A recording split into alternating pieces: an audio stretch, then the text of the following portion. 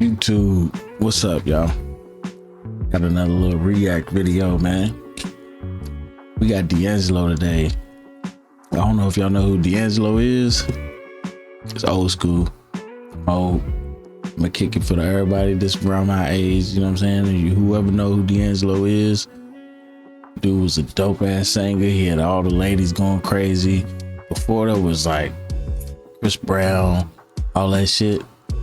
It was real R&B niggas really getting to these chicks out here, really getting to them. And it was on some, you know, just straight up rough niggas, you know what I'm saying? And he was a singer, but the nigga he wasn't on no pretty boy shit, you feel me? If you know who he is, check the video out.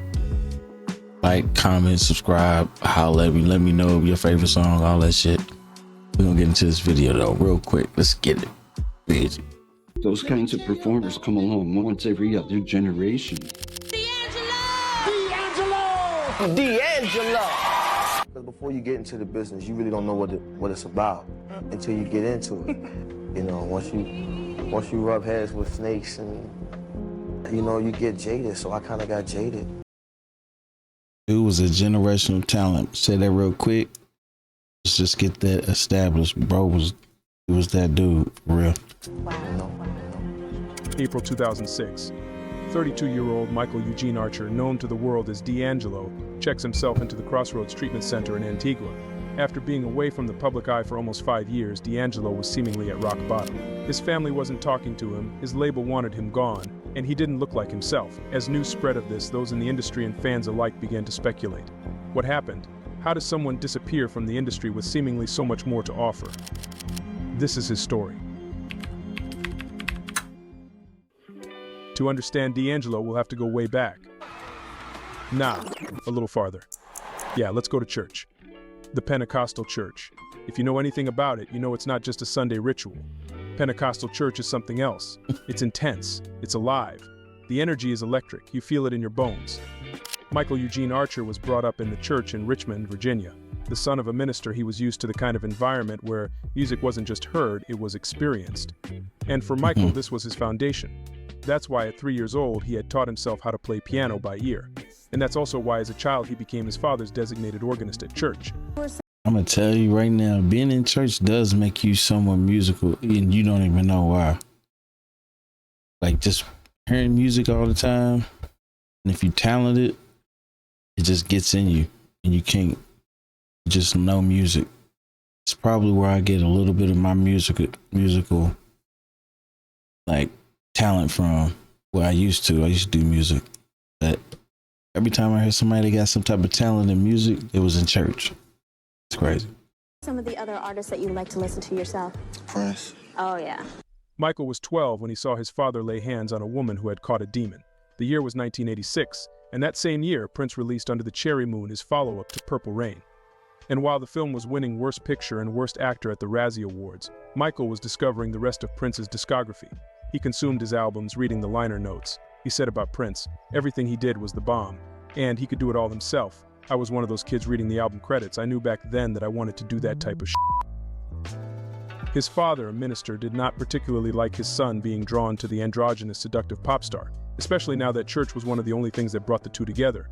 They didn't live in the same household, as Michael moved in with his mother at 9 years old after his parents split.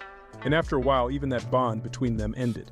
The once strict Archer patriarch left it up to his children to decide if they wanted to go to church or not, and Michael's attendance started to wane. But like most kids, he didn't have his priorities all the way together. When he was a teenager, he had his first run-in with the law. He said, "I got knocked off course for a minute. I got into a fight with a cop. Sitting in jail, I felt like I had come to the crossroads. I felt like God was talking to me." From that point, he knew he needed to focus on music. But something weird was going on with Michael. He kept having these dreams. Bro got in a fight with a cop back in the 90s, the 80s or 90s. Ooh. Hey, motherfuckers, lucky you still here, boy. That shit ain't no joke. Yeah, get you up out of here. I fear for my life. That's all they gonna say. Dreams about Marvin Gaye. The first dream was in black and white, and at Hitsville, USA, Marvin looked like he just stepped off stage at the American Bandstand, and he wouldn't let go of Michael's hand. When he died, you know, I remember that whole day and everything that happened. I remember, you know, us going over to my cousin's house. We just came from church, and we went to my cousin's house, and you know, it was April Fool's Day, and they told me that he had got shot, and I didn't believe him. You know, I thought it was a joke, and I saw it on TV, and you know, that night, you know, that's when it started really, and you know, I had him for about like these dreams for like a couple of years, to the point where I think I had to go see someone, you know, to discuss them. You know, like, why am I having these dreams? What do they mean? And you know, I think just coming to a realization of what my life turned out to be and everything, and learning about his life and what he went through as an artist, you know. I don't know. I mean, I kind of take it as to mean to pay attention, you know, to pay attention to what he went through, and I guess the, you know, mistakes he made or whatever, so I don't make the same ones. If you don't know, Marvin Gaye got killed by his own pops. Like he got into it. His pops didn't like what he was doing. He felt like he needed to change or something like that. And, you know, Marvin Gaye was like, man, I can do what I want. I'm a grown man. His pops was like, I brought you in this world, I can take you out, something like that. And he shot him. Killed him. Fucked up. I guess D'Angelo kind of related through that. I don't know.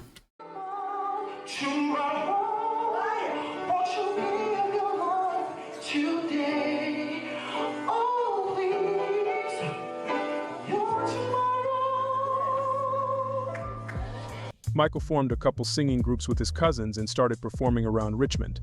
The group that began gaining traction was named Michael Archer and Precise, and had a sort of David Ruffin and the Temptations vibe to it. Thank you. Thank you. Thank you very much. I'm David Ruffin. These are the Temptations. The band would go around Richmond performing and were starting to make a name for themselves when they caught the eye of a talent scout. You win, like at the Apollo or Sunday, you performed at the Apollo? Yeah. How old were you when you did that?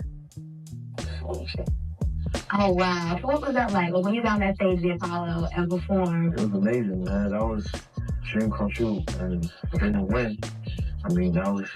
And I've been doing talent shows all up to that point, so to get to that point, you know, to do that talent show, I was like, you know, I mean, it was a great film.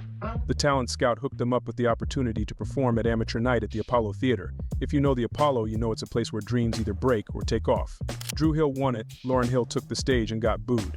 It's a place that shows no mercy. Michael Archer and Precise had never been out of Richmond, and thus coming to New York. Hey, Apollo was no joke, boy. You get up there and you do any bullshit, you out of there, man. It was like, boo. And then the clown will come out and dance you off the stage. I watched that religiously, boy. Apollo was crazy. They boo you for anything. You better start singing some church songs. Stay up, bro. Boy, they get your ass out of there. York was like a dream come true. He stepped on stage and the crowd started booing immediately. But he kept going, singing Peabo Bryson's Feel the Fire. The group lost that night. But they came back, this time singing Johnny Gill's Rub You the Right Way, and won the whole thing. And Michael used the money they made from their winnings to purchase a keyboard and 4-track recorder. The group could have made it, but Michael had aspirations of being a solo artist. Shortly after winning at the Apollo, Michael dropped out of high school to pursue music full-time.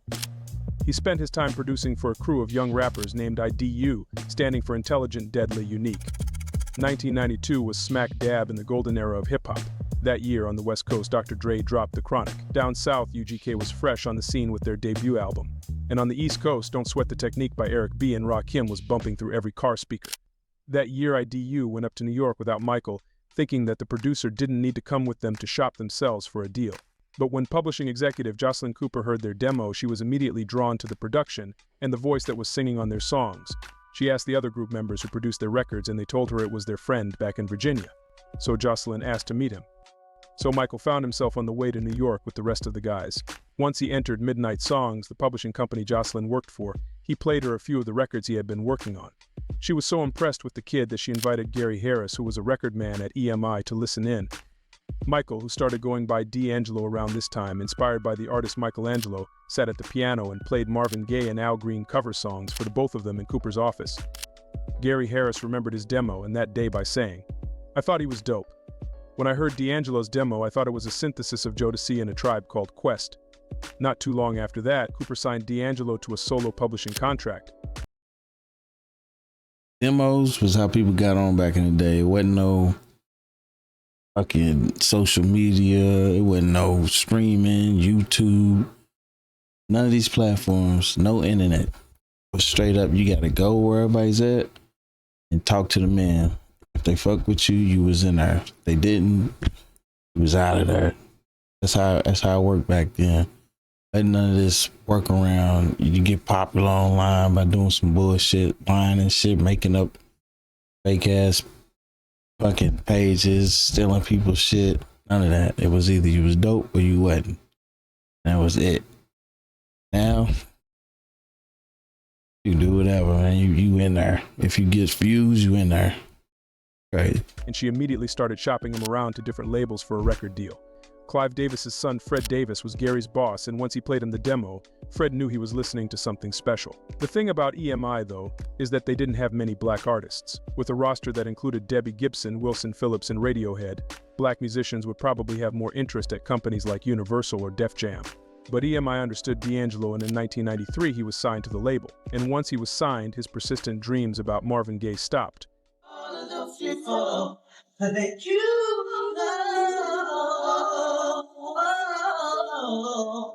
You had to know how to sing back then. After almost a year of being signed, he scored his first major placement. A song that was on his demo and written by him and his brother Luther was picked up for the Jason's Lyrics soundtrack. It was eventually turned into a compilation record that featured the likes of Usher, R. Kelly, Tevin Campbell, and a slew of other artists for the one-off group called Black Men United. The single made it to number 5 on the hip-hop and R&B charts. And D'Angelo had his first hit. The song also featured Raphael Saadiq, who was also working with Jocelyn Cooper. She introduced the two to each other, and they began working on music together. One of the songs Raphael played for D was something he had written 4 years earlier about a girl he met in Long Island. All right, y'all ready to get down? Like his with Tony.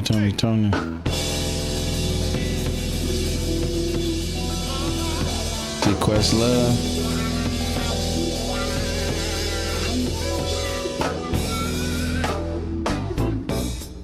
Don't think I don't seem to looking at you. All of them wishing they could have you. And as a matter of fact, But let's not get too ahead of ourselves. We're still in 1994, and D'Angelo was gaining some traction in the industry. He produced the track Overjoyed for the Boys Choir of Harlem, as well as began writing for other groups. Well, D'Angelo and I got connected by way of Jocelyn Cooper, who was signing us both as songwriters. When I was in the studio with Vertical Hole at the time, when D'Angelo came into the studio. But I have you to know that, and I'm gonna have everybody know because I want to set the record straight. He pursued me. I did not pursue him. I thought he was older than what he was because he had an old soul. One of the groups he was working with was named Vertical Hold, which was a trio featuring another one of Jocelyn's artists, Angie Stone. The two began working with each other in '93, not just on Vertical Hold's music, but on D'Angelo's solo project as well, and eventually the two began a romantic relationship. Angie was 31 years old at the time. D'Angelo was 19. So, what was it like putting your first LP together? Well, it was a lot of hard work. Yeah. I had to deal with a lot of interruptions, but I stuck with it and got it out there. So, who were some of the other people you worked with? I worked with Ali Shaheed Muhammad from Tribe. Me and him did Brown Sugar together, and Raphael Saadiq from Tony. Me and him did Lay together. So. Oh, Carl. Well, speaking of Brown Sugar, you really honored African American women with that song. Yeah, that's right. T and Tamara. Tell them about them. Women, you know what I'm saying? So that was young. Jocelyn introduced him to a bevy of collaborators like Angie, Raphael, and Ali Shaheed Muhammad, who Raphael would later link up with for the group Lucy Pearl, along with former En Vogue member Dawn Robinson. Even Brown Sugar was a complete accident. We were working on something completely different that D and I had picked out, and I've been a Mac user for 24 years. And my Mac, I've never touched a PC. I've heard stories about the bugs, but I was having issues in the studio, and stuff wasn't working, and D started playing his one bass line. I was like, what is that? He's like, I don't know. I'm just waiting for you to finish. I don't think Macintosh. I think he's talking about Macintosh. He's not talking about Apple. He ain't talking about that. I don't know if it's the same thing, but he's talking about Macintosh. I think that was the beginning of I don't know for sure, but I think that's Bill Gates. That's the beginning of getting really, I can't remember, but I know That was the first computer. It was called a Macintosh. He's talking about a Mac. I don't know what PC is. Macintosh is it was a style of a computer back in the day. I think that's Bill Gates. I don't know. You can look that shit up. Let me know. I don't know. But that was a Macintosh. And in 15 minutes, the song was done because I just deaded whatever was going on and got to this. So Lucy Pearl, again, just being open to the conversation, to the experience. And Raphael's like a big brother to me. And actually, that wasn't supposed to be Dawn Robinson. That was supposed to be D'Angelo.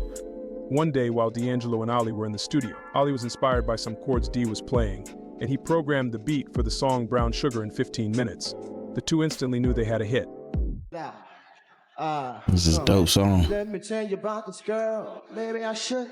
I met her in Philly, and her name was Brown Sugar. See, Peep the shoes? Look at the shoes. That's when the baggy clothes was just clothes. It wasn't even a style. It was just clothes. And he got on them 11s, Concords. Yes, sir, the originals. been making love constantly. That's why my eyes always say, blood burn me. After months of creating in the studio, Dee finally felt that the album was ready. But when he went to turn it in to EMI, the label execs didn't like it, because nothing sounded like it at the time. The year was 1995, and Bad Boy was ruling radio. R&B acts like Soul for Real were new on the scene, and Boys to Men and Jodeci were still the top hitmakers. Brown Sugar was released in July. The album debuted at number 6 on the R&B charts and sold 300,000 copies in the first 2 months. The title track, which was the lead single, was released a month before the album and peaked at number 5 on the R&B charts. The follow-up single, Cruisin', was a cover of the Smokey Robinson Motown track and also made it to the top 10 on the R&B charts. The album was received well critically and received 4.5 stars on AllMusic. Rolling Stone magazine praised it by saying, "He's shattering the conventional definition of black music. It doesn't have to be a lackluster genre in which format, not content, determines heavy rotation." Brown Sugar is a reminder of where R&B has been, and if the genre is to resurrect its creative relevance like a phoenix rising from the ashes, where it needs to go. There were many artists doing their thing at the time. For example, Tribe Called Quest and Mint Condition had been doing some really cool stuff sonically. However, the public had never heard something quite like D'Angelo, and Kadar Massenberg, his manager, created a term to define his music, neo-soul. The term would later be described to define the music of artists like Maxwell, Lauryn Hill, and even Jaguar Wright when she was still singing. Need you, baby, I need you right now. Some artists didn't appreciate the term, though. Raphael hated it. He told Billboard, "Neo-soul is disrespectful for me because you're calling something new soul. When did it stop? It never stopped. You either have soul or you don't." Well, whatever you call it, D'Angelo's music was a hit. By 1996, the album was platinum. He started to grow a fan base and became popular, especially with the ladies. He was still involved with Angie, but there was some trouble in paradise. Angie recalled to GQ an incident that happened at an Armani fashion show in 1996.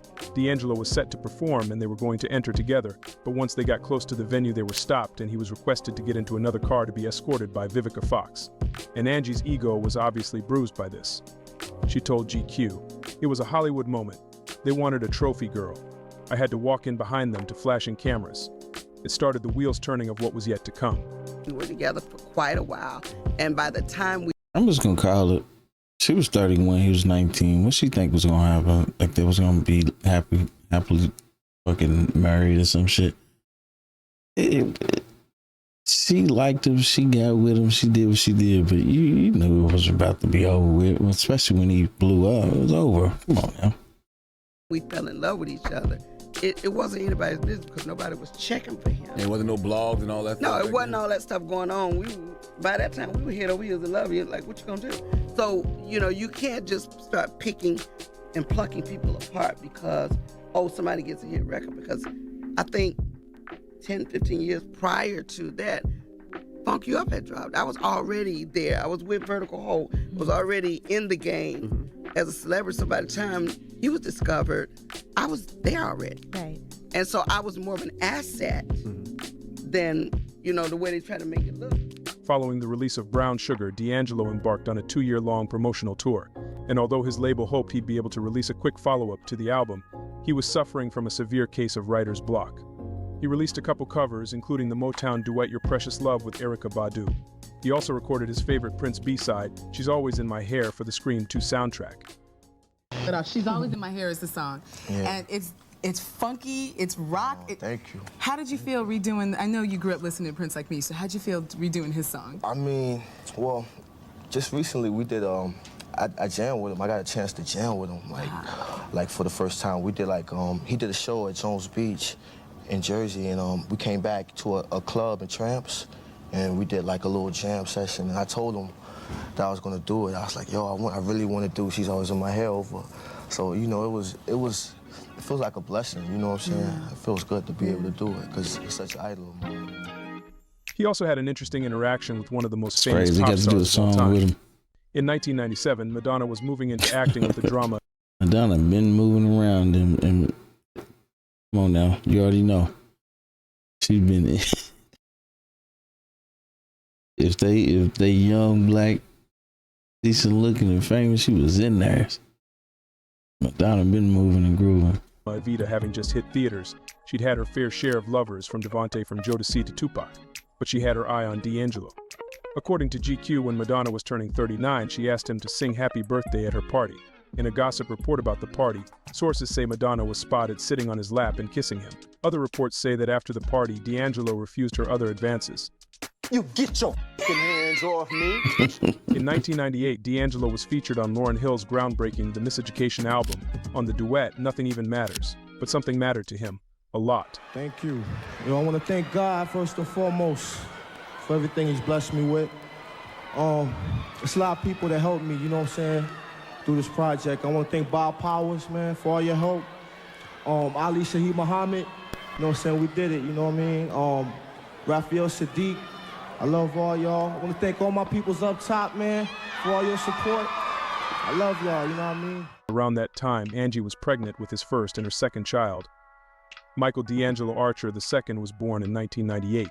Shortly after his birth, the parents broke up, but they would keep seeing each other on and off for the next few years. But when his son was born, D'Angelo's writer's block began to vanish, and he was able to pen the song Send It On as an ode to his son.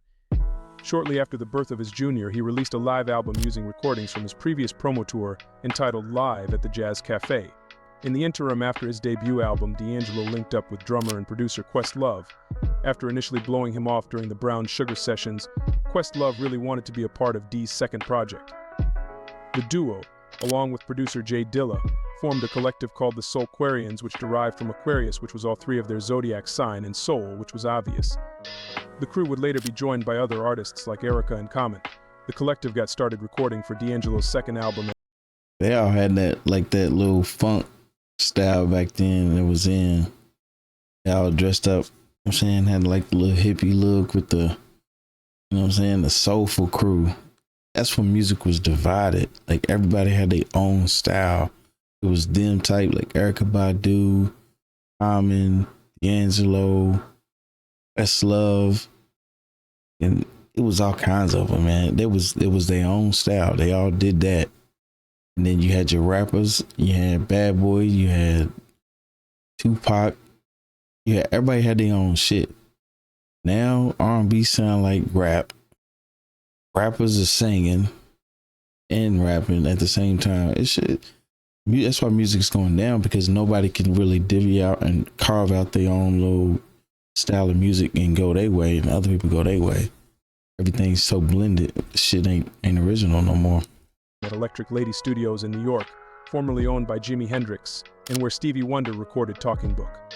The studio hadn't had much traffic in the 90s until D and the crew made it their home, and after hours of experimenting and hundreds of jam sessions, they created the album Voodoo. Feel the magic of D'Angelo. Voodoo. And by the time it was ready to be released, D'Angelo sculpted his outward appearance just as well as he conjured up the lyrics and production to the 13-track project. The once pudgy guy who felt more comfortable behind the piano traded his trench coat for tank tops. He bulked up, adding muscles to his 5'6" frame. He admitted to time he did 3 things while creating. Damn, my nigga was 5'6". God damn. Bro was short as fuck. That's crazy. 5'6". I did not know that. The album, lift weights, smoke weed, and make music. He also welcomed another child into the world in 1999. The album would be dedicated to her and her older brother in the liner notes. Caused the whole lack of inspiration, you know? Yeah, well, I think for a little bit I was a little disarrayed by everything that happened after Brown Sugar came out. Meaning, like, I went on tour and I basically didn't know how to handle or to accept everything that happened. So, and then to just seeing everything, because before you get into the business, you really don't know what it's about until you get into it. And then, you know, once I saw it, you know, once you rub heads with snakes and everything like that, you know, you get jaded. So I kind of got jaded. Snakes, man, that's crazy. This is back in the 90s. He's talking about snakes. That shit is real. That music industry is full some evil motherfuckers, man. I'm telling you. And that's why this shit's going downhill, because they don't really care about integrity no more. It's now about money grab. Like, how can I get money out these people? They just next dude. He's fucked up, throw him in jail. Next dude.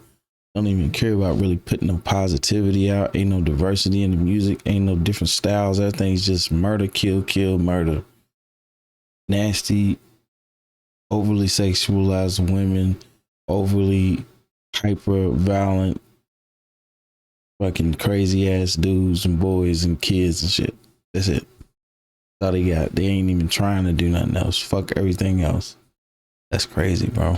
You know, and I had to return, or at least mentally return to why I wanted to do this in the first place. And that was because of my love for the music. You know, and until I got to that place, I didn't want to really, I didn't feel a desire like I had before to just, you know, get right back into it. Now, let me give you a glimpse of the landscape in 2000. The teen pop explosion was in full swing. Britney Spears and NSYNC were on the top of the pop charts. Thong Song by Cisco was a smash. Destiny's Child were independent women, and Nelly had country grammar. In other words, nobody on the radio sounded like what D'Angelo was cooking up. And that's what D'Angelo wanted. It was experimental, eclectic, and just damn good. But it was a slow burn. The first two singles, Devil's Pie and Left and Right, peaked at number 69 and number 70 on the pop charts respectively.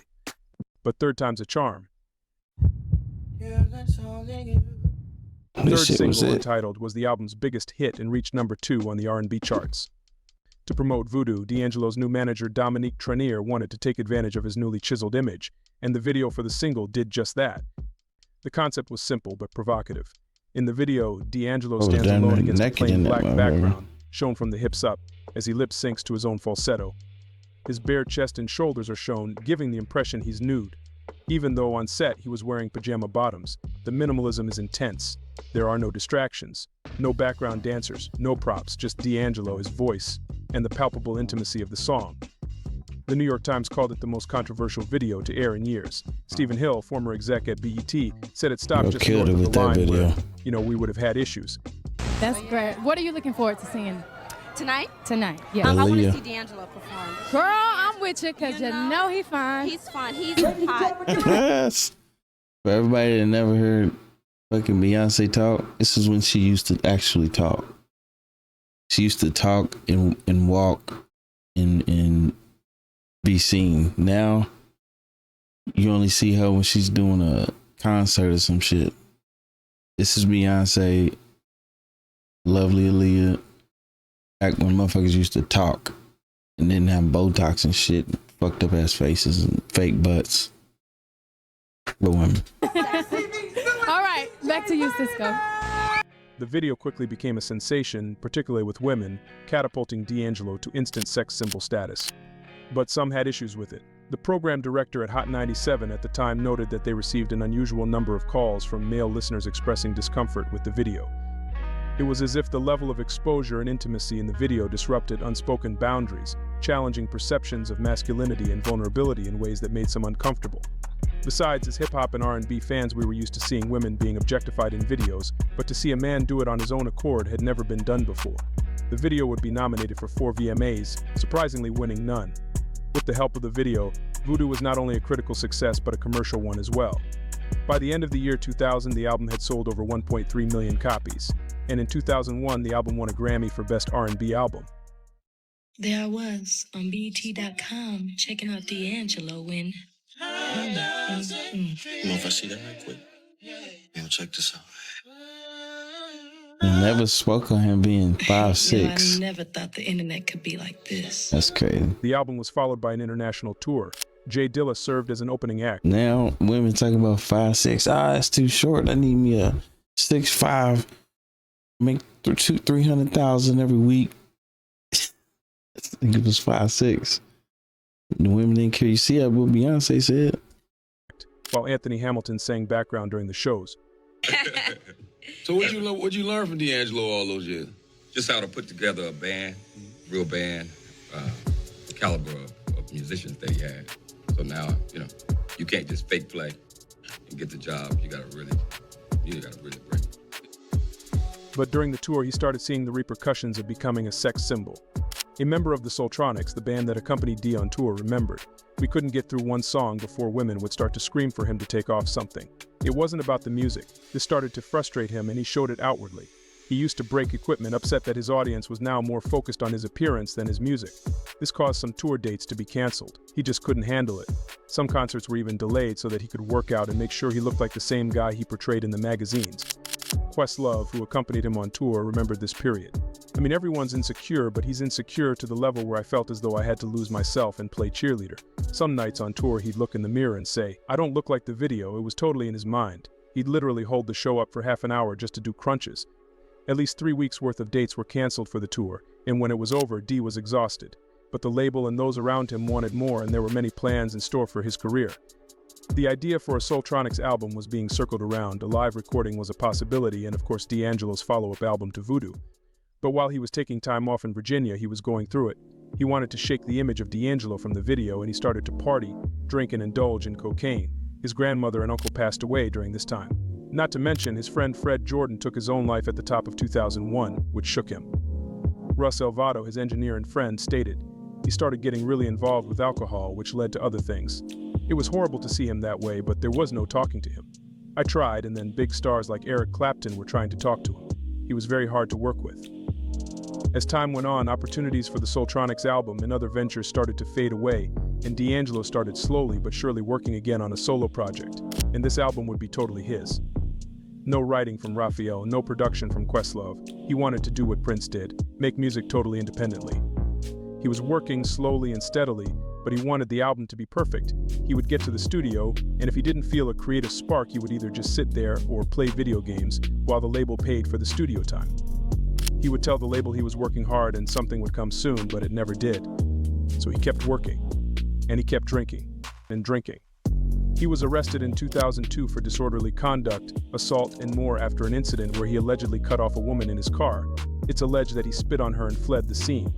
When cops went to arrest him, they claimed that they had to pepper spray the star to subdue him. There was a point where if you would have asked me about him, I would say, my God, I just go to bed every night and pray I won't get the phone call that he's either in jail or in danger or, God forbid, something worse. And by 2004, the label had enough. They removed funding for the album, and D'Angelo could no longer spend money on studio time with nothing to show for it.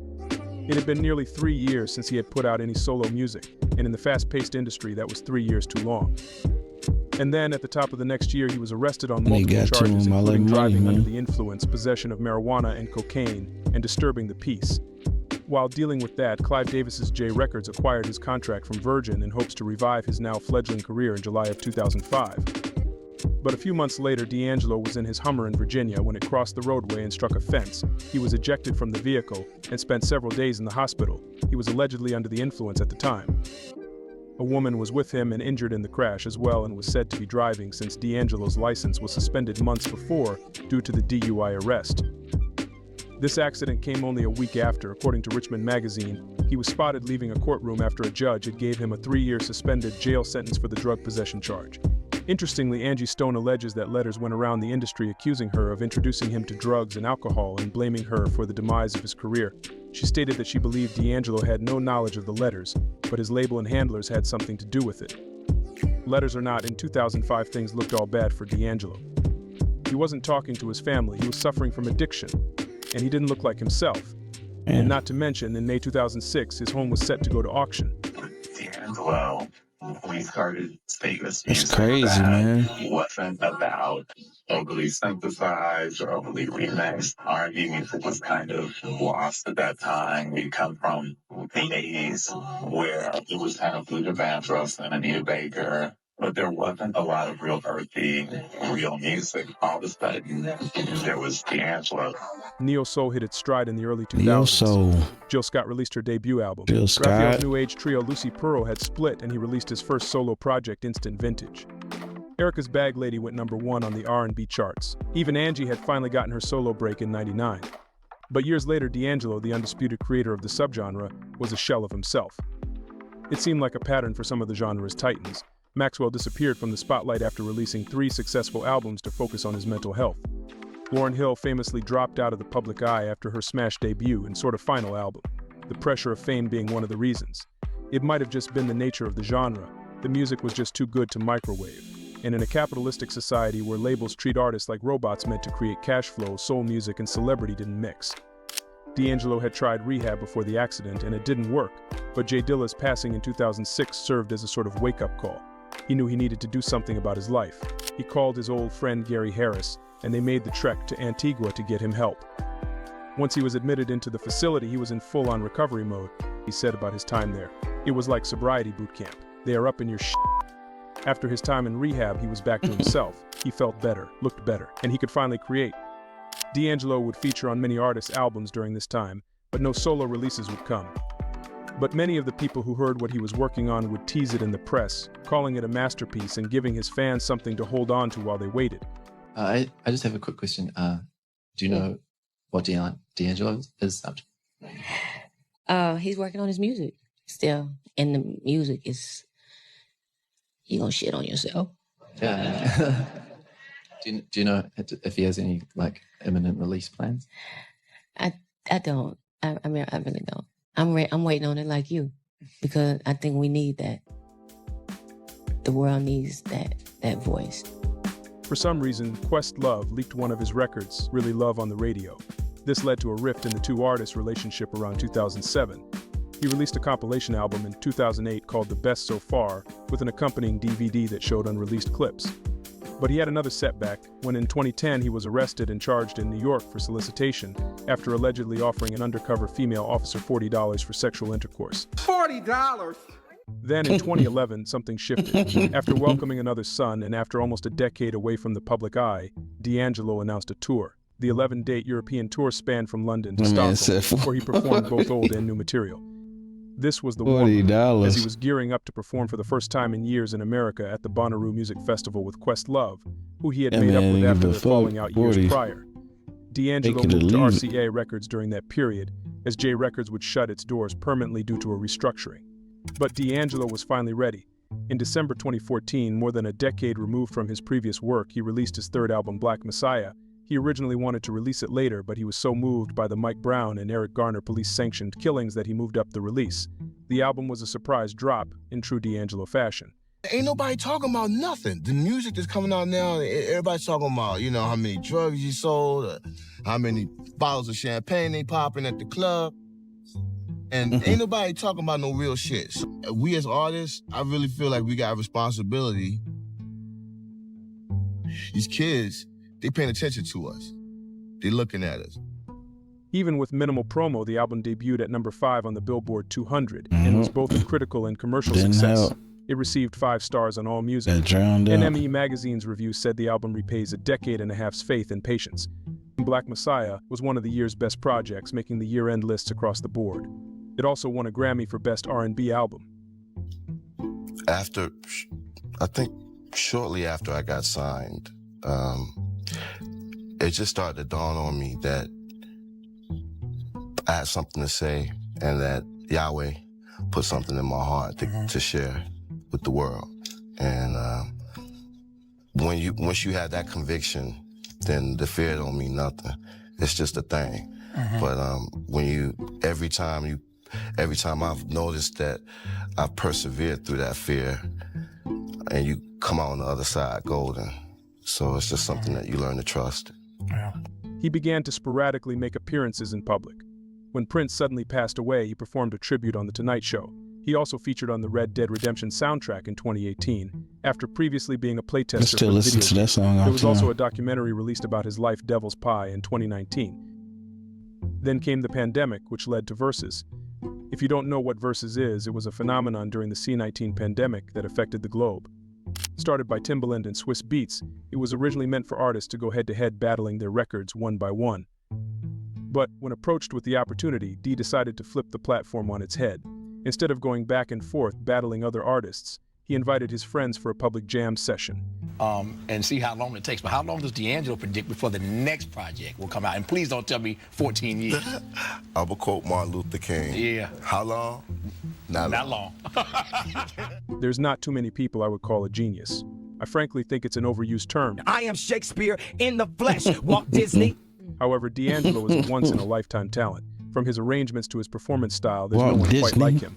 And although he's stingy with releasing his records, there's a sort of novelty to hearing them. You know you're getting his all when something is released. And the best is yet to come. Hopefully.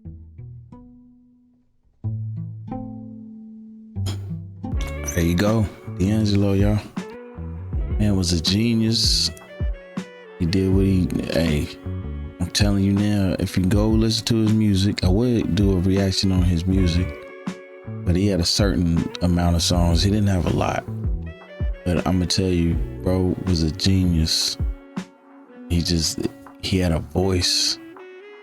And at the time it was different than what was out. And it gave other people options to listen to different style music. So if you want to look up who D'Angelo is, go find out for yourself, man. Dude was a fucking beast out there on that motherfucking mic, man. But we get to the end. Y'all let me know in the comments what y'all feeling at. If I should do any more, whatever. I'm out. Easy. Ooh.